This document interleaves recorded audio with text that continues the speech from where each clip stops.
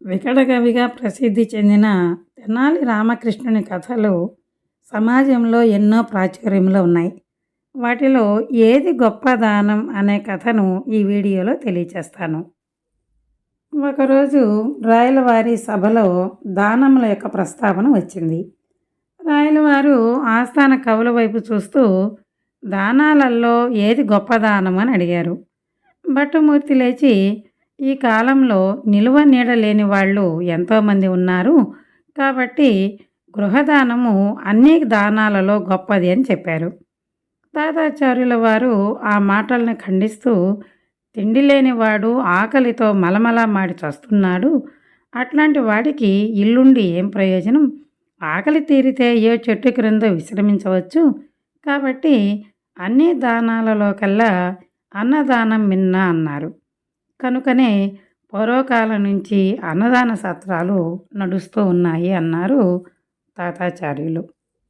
తర్వాత సూరణ గారు లేచి, అదేం కాదు, అన్నం పుట్టాలన్నా వసతి ఏర్పడాలన్నా పూర్వ కర్మఫలం ఉండాలి.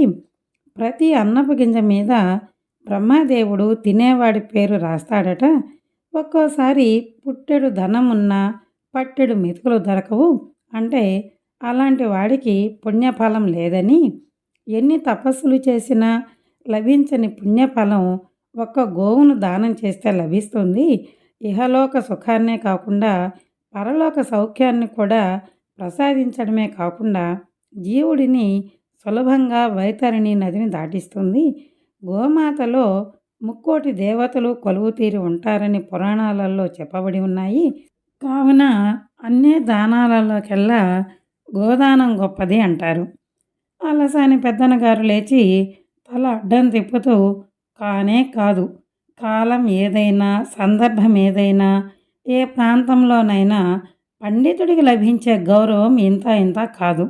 విద్య వల్లనే పాండిత్యం సిద్ధిస్తుంది. పండితుడికి చేసే గోదానమే గొప్ప పుణ్యం ఇస్తుంది. పండితుడిని రాజులు సత్కరించి నివాసానికి గృహం, తినడానికి ఆహార పదార్థాలు సమకూరుస్తారు. విద్య వల్ల సమస్త సంపదలు చేకూరుతాయి. విద్య వల్ల ఇహపరాల మార్గం అవగతం అవుతుంది. విద్యావేత్తని లోకమంతా గౌరవిస్తుంది. అంతేకాదు, విద్యావేత్తకి విద్య నేర్పిన గురువుని కూడా లోకం శ్లాఘిస్తుంది. అంచేత దానాల్లోకెల్లా గొప్పది విద్యాదానం అన్నారు. భట్టమూర్తి చురచురా చూస్తూ, ఇల్లు లేని గురువు ఎక్కడ చదువు చెప్తాడు, శిష్యుడు ఎక్కడి నుండి నేర్చుకుంటాడు, ఇద్దరికీ గూడు ముఖ్యం, అందుచేత గృహదానం గొప్పది అన్నాడు. ఆకలితో నకనకలాడే వాడేం చదువు చెప్తాడయ్యా, ఒకవేళ ఆ గురువు చెప్పినా కడుపు మాడుతున్న శిష్యుడికి చదువేం వంట పడుతుంది, కనుక అన్నదానమే మిన్న అన్నారు తాతాజీ బిగ్గరగా. సూరణ గారు కల్పించుకుంటూ, మీ ముఖం, పుణ్యఫలం లేనివాడికి గూడు ఉండదు, తిండి దొరకదు, ఇహము పరము దక్కదు, అవి కావాలంటే గోదానం తప్పనిసరి, అంచేత గోదానం మిన్న అన్నారు.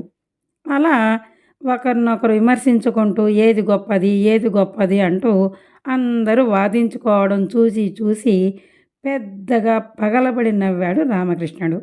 ఎవరికి వారే వాదులాడడం ఆపేస్తూ అతడి వైపు చూశారు. రాయలవారు కూడా ఆశ్చర్యంగా చూస్తూ, వికట కవులు ఎందుకో పగలబడి నవ్వుతున్నారు అన్నారు. రామకృష్ణుడు నవ్వు ఆపుకుంటూ, మరేం లేదు ప్రభు, దానం ఏదైనా అది ఇచ్చేవాడికి దాన్ని పుచ్చుకునేవాడికి ఉండాల్సింది ఒకటి ఉంది. పండితుడికైనా పామరుడికైనా ముఖ్యంగా ఉండవలసింది ఆ ఒక్కటి, లేకపోతే ఏ దానము ఫలించదు, ఎవరి జీవితము శోభించదు అన్నాడు. రాయలవారు తల పంకిస్తూ, ఏమిటో ఆ ఒక్కటి అని అడిగాడు. రామకృష్ణుడు నవ్వి, నిదానం. అది లేనివారు పండితులైన కాట్ల కుక్కల్లా పోట్లాడుకుంటారు. అది ఉంటే పామరుడైన ఓర్పుతో లక్ష్యాన్ని సాధిస్తాడు. అందుచేత దానాల్లోకెల్లా మిన్న నిదానం అని చెప్పాడు. సభంతా చప్పట్లతో మారుమ్రోగిపోయింది.